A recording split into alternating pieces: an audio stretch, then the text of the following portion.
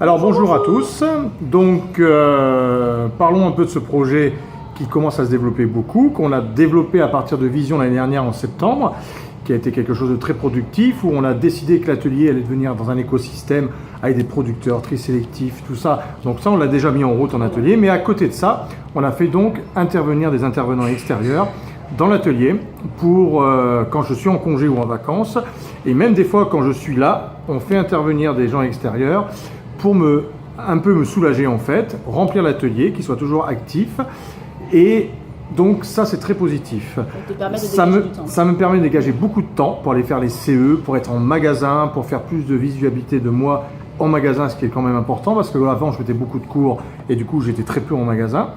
Donc voilà, et donc les intervenants extérieurs permettent aussi de faire des trucs que moi je n'aime pas faire. Juste oui. la présentation du projet. Le projet, c'est vraiment d'ouvrir complètement l'atelier aux intervenants pro ou on va dire semi-pro. Il faut au moins que ce soit des auto-entrepreneurs. Au moins des semi-pros. C'est souvent des amateurs qui se lançaient dans une micro-entreprise dans un domaine bien précis, comme par exemple la cuisine thaï ou vietnamienne pour Sandra, ou les spécialistes de la pâte à sucre, ou des choses comme ça, que moi je ne suis pas forcément fan de pâte à sucre, et bien justement on offre aux gens la possibilité de devenir très bon dans la pâte à sucre. C'est un complément de tes compétences. C'est un complément, souvent il faut que ce soit un complément de nos cours, de ce que je propose bien évidemment.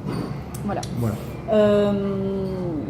Qu'est-ce qui t'a motivé à partir de ce projet-là, toi, personnellement? Alors franchement, de toute façon, la cuisine, c'est un partage, c'est une ouverture. Moi, mon atelier, il n'est pas à moi précisément. L'important, c'est que mes clients, ils aient le maximum de bonheur et de techniques, de choses nouvelles que moi, forcément, comme je vous ai dit tout à l'heure, je ne suis pas forcément obligé de les apporter.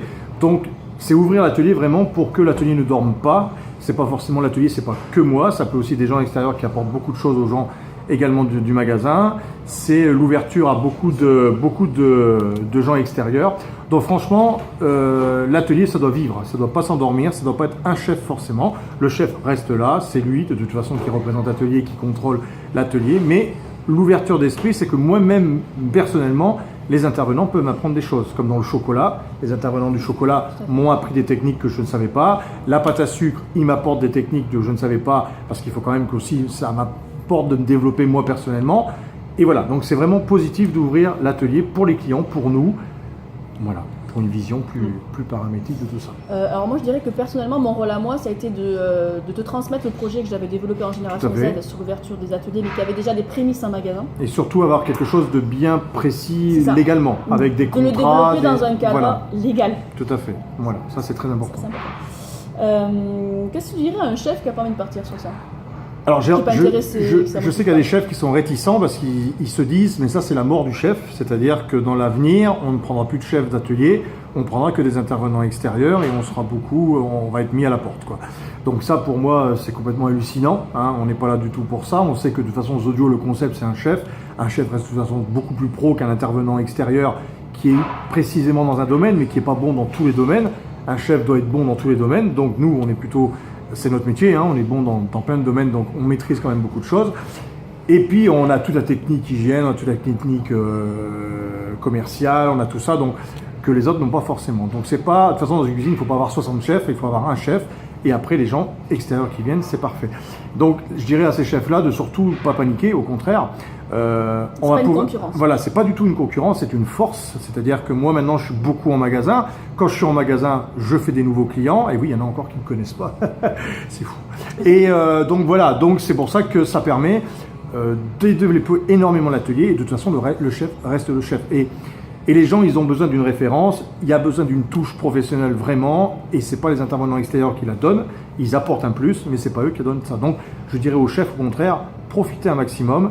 Le chiffre se maintient grâce aux intervenants extérieurs et ça vous libère de faire beaucoup d'autres choses pour le magasin, pour les clients et surtout faire développer l'atelier beaucoup plus fortement en fait. Hein. Donc pour la mise en place de ça, quand même, on a travaillé pour le cadre légal sur un contrat avec des prestataires. Tout à fait. Et il a fallu lancer aussi une communication qui s'est fait essentiellement en magasin. Voilà, pour l'instant elle n'est pas à mon avis assez développée, on est vraiment, de toute façon on est aux prémices, hein, ça fait que 2-3 mois qu'on le fait.